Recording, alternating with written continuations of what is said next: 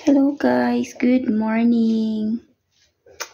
So, ngayon day off ko pala ngayon, kaya eto, kababangon lang.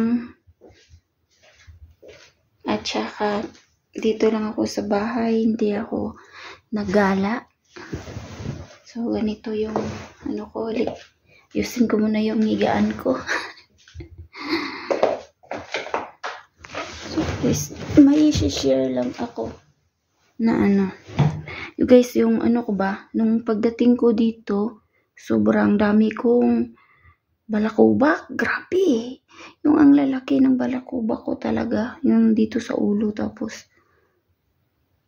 dito sa, bumaba na dito sa ko, tapos sobrang dry ng katawan ko, dahil sa sobra sigurong lamig. Kaya nung dinala ako ng amo ko dun sa doktor at pinatingnan yung yung sa ulo ko, tapos bakit naglalagas masyado yung buhok ko.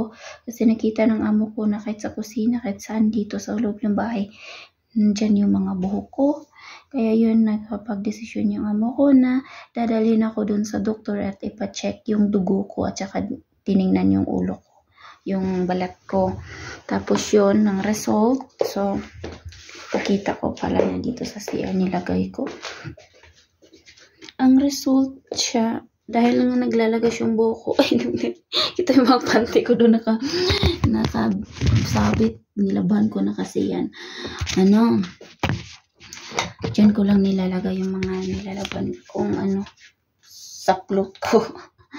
So guys, ito yung binigay ng doktor. Ito yung shampoo.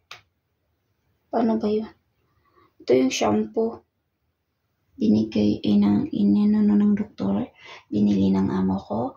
Tapos, lang siya gamitin 3 times a week. Tapos, itong cream, ilagay ito sa ulo. Gabi, umaga.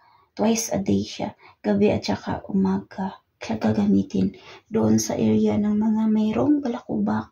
Tapos yun nawala, isang lagay ko lang. Or pangatlong araw na ngayon. Tapos niligo ko. Nawawala na talaga siya yung balakubak ko. So, super effective. Kung sino man na nandito ngayon sa Turkey at saka sa mga lamig na lugar o kung saan man kayo na malamig ang lugar, ganito na cream ang ilagay ninyo. Mumikon siya ang pangalan. Tapos, ito naman, pag nag-shampoo ka nito guys, ang tigas ng buhok mo. Tapos buti na lang, naglagay ng cream, tapos para natuloy akong laging basa yung buhok. Tapos, dahil nga kulang ako sa vitamins, na reseta, Vera Zinc naman to siya. Once a day mo lang siya inumin. Tapos yung B12 ng vitamins. Tapos ganyan yung ko. Diyan ko na nilagay sa CR.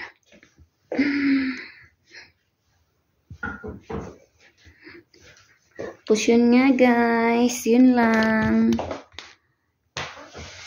Buhay ko ngayon dito sa sa Turkey. Day off. Nangarap mag-day off doon dati sa pinagtrabahuan ko kasi wala akong day off doon. 9 years ako doon sa amo ko. Wala akong day off. Ngayon naman nandito naman ako sa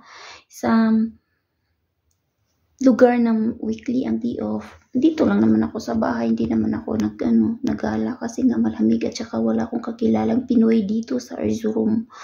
Tapos wala talaga akong makitang Pinoy dito sa Erzurum. At nagpunta na rin ako ng mall, ang nakikita ko lang doon, mga lahi lang nila. Tapos hindi sila marunong magsasalita ng English. Bihirang-bihira lang talaga dito marunong magsalita ng English. Kaya nang hirap-hirap pag magala ka na ikaw lang mag-isa kasi hindi mo ma-enjoy. Ma-enjoy ka man siguro kung hindi malamig sa labas, pero ang sobrang lamig po dito sa labas, kaya ang mga tao na sa loob lang ng mall or sa coffee shop, hindi mo masyadong makikita yung mga tao dyan sa labas. Bihira lang naglalakad tapos pasok sa mall kasi hindi ka pwedeng magtagal sa labas kasi sa sobrang lamig, kasi snow naka-ice paligid. Tapos yun, hindi mo ma-enjoy pag ikaw lang mag-isa.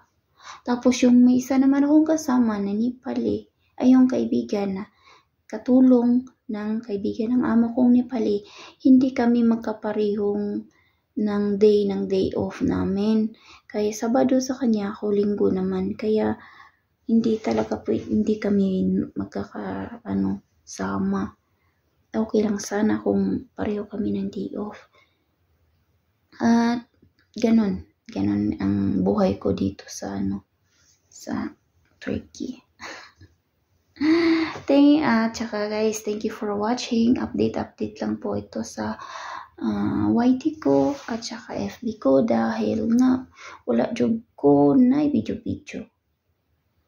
Sayang, update lang kasi basin di I know. Saksak sinagol ako ang istorya. Basin di I know next mas maabot ang summer, makagala na ko. Then na po ko'y kagalingon pwede na ako mag-commute nga ako Raisa, magkuha ko bus card. Makalaglag na ko kung asa ilang tourist battery kay mas okay itong summer kaysa sa winter nga maglaglaga kay guy. Manakit ang imong tiil, lain kayo og epekto ang katbugnaw nga lain kayo sakit or basta. So inshallah abot ang summer, makagala na ko or makakuan ko sa ako ang video every week maka-upload ko. So thank you for watching guys.